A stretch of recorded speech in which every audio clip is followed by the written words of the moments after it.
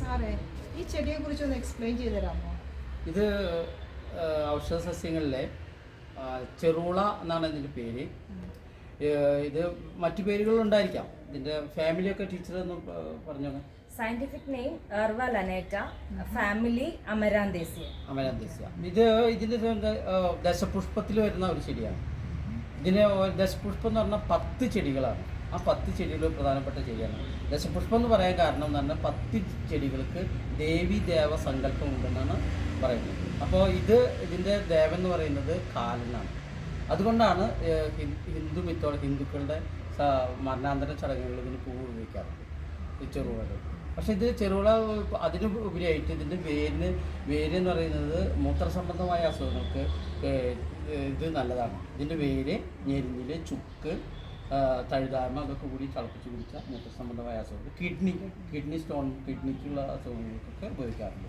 പിന്നെ ഇതിൻ്റെ ഒരു ഇലകളൊക്കെ കറി വെച്ച് കഴിക്കാറുണ്ട്. അത് കുറച്ച് കൊഴുപ്പുള്ള കാരണം വളരെ അപൂർവമായിട്ട് കഴിക്കാറുണ്ട് ചില ആളുകൾ ഇത് കറി വെച്ചിട്ടും. പിന്നെ കഷായം ഇത് പിന്നെ തൈലം ഉണ്ടാക്കാറുണ്ട്. തൈലം ഉണ്ടാക്കിയിട്ട് തൈലം ഇത് മാത്രമല്ല, കുറേ ഇൻഗ്രീഡിയൻസ് ചേർത്തുകൊണ്ട്. അപ്പോൾ ഇത് ഏറ്റവും ഉപയോഗം എന്ന് പറയുന്നത് കിഡ്നി സംബന്ധമായ അസുഖങ്ങൾക്ക്, മൂത്ര സംബന്ധമായ അസുഖങ്ങൾക്കൊക്കെ ഉപയോഗിക്കുന്ന ഒന്നാണ്. ഇത് ഷുഗർ കുറയ്ക്കുകയും ചെയ്യും. ഷുഗറിനുള്ള ചെറുള.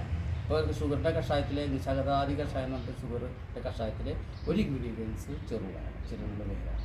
അപ്പോൾ പലതും ഉണ്ടായിരിക്കാം. പക്ഷേ എന്നാലും കുറച്ച് കാര്യങ്ങൾ നമ്മൾ പറഞ്ഞു. ഇത് പിടിക്കുന്ന സിസ്റ്റർ ഇത് അവിടെ വയ്ക്കും, ഞാൻ വെള്ളം വെച്ച് തരാം. അപ്പോൾ നമ്മളത് നടാൻ നോക്കുകയാണ്. ദൈവങ്ങളൊക്കെ വിളിച്ചോളൂ കേട്ടോ.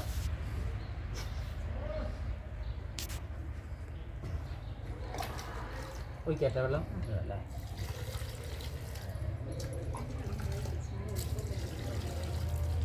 നമ്മൾ ഔഷധ സസ്യങ്ങൾ കുറേ ഔഷധ സസ്യങ്ങൾ നമ്മൾ കളക്ട് ചെയ്തിട്ടുണ്ട്. ഓരോന്നോരോന്നായിട്ട് നമ്മളിങ്ങനെ പരിചയപ്പെടുത്തും. അതിൻ്റെ ഉദ്ദേശ ലക്ഷ്യങ്ങളും കാര്യങ്ങളൊക്കെ നമ്മൾ പറഞ്ഞുകൊണ്ടിരിക്കും. അതാണ് നമ്മളുടെ ഇതുമായി ബന്ധപ്പെട്ടുള്ള കാര്യങ്ങൾ കേട്ടോ. ഓക്കെ.